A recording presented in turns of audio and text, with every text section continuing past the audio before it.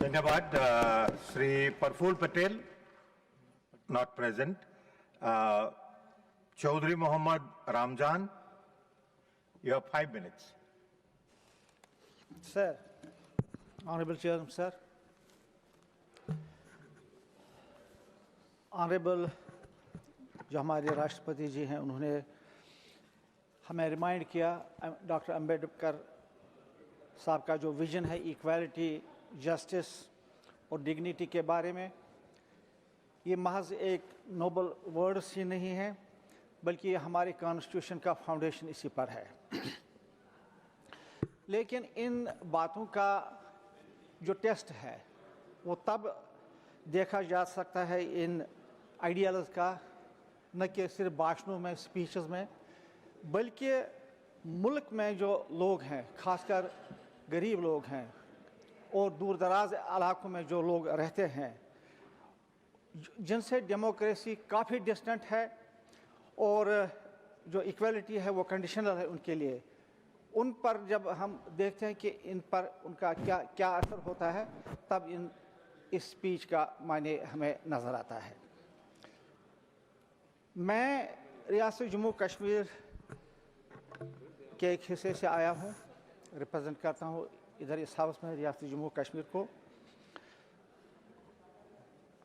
हमें यहाँ पर बहुत कहा गया कि डेमोक्रेसी रिटर्न हो गई है, नॉर्मलसी आई है और डेवलपमेंट जो है उसने तेज़ रफ्तार पकड़ी है।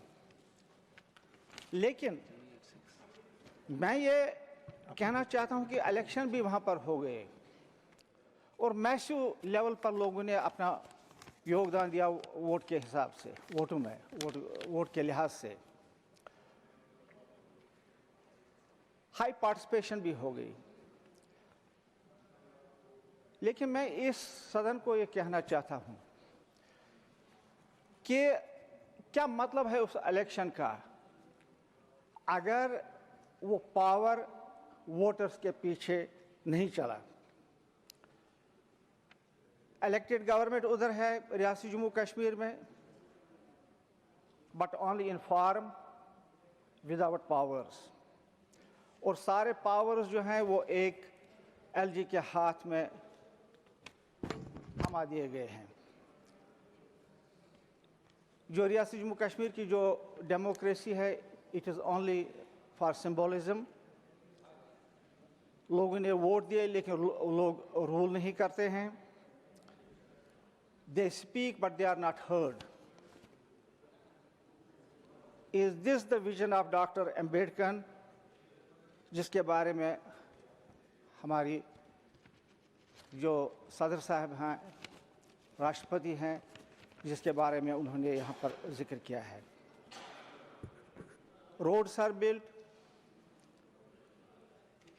टनल्स का उद्घाटन होता है, प्रोजेक्ट्स को इनाग्रेट किया जाता है, लेकिन मैं ये कहना चाहता हूँ क्या ये सब्स्टिट्यूट है डेमोक्रेसी का?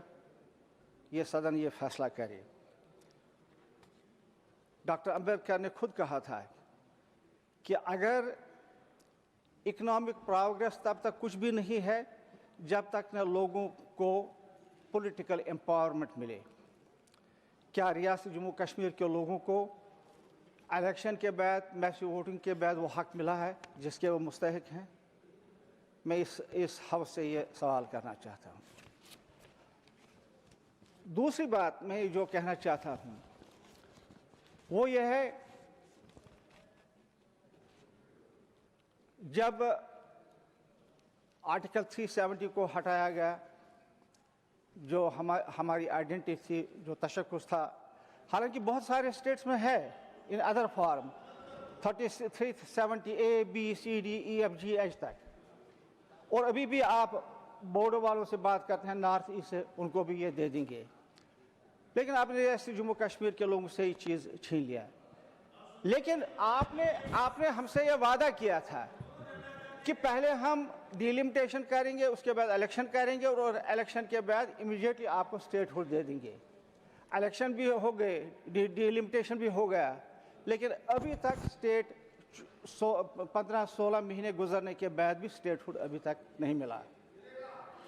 हम जितने भी यहाँ पर एमपीज हैं राज्यसभा के, अभी हम ऑनरेबल होम मिनिस्टर साहब से भी मिले कुछ दिन पहले, उन्होंने हमें यकीन दिया कि ना सिर्फ ये कि हम स्टेट को भी देखेंगे, बल्कि जो बिजनेस रूल्स का मामला है between governor and chief minister और हिज कैबिनेट, इसको भी हम जल्द अज जल्द हल करेंगे।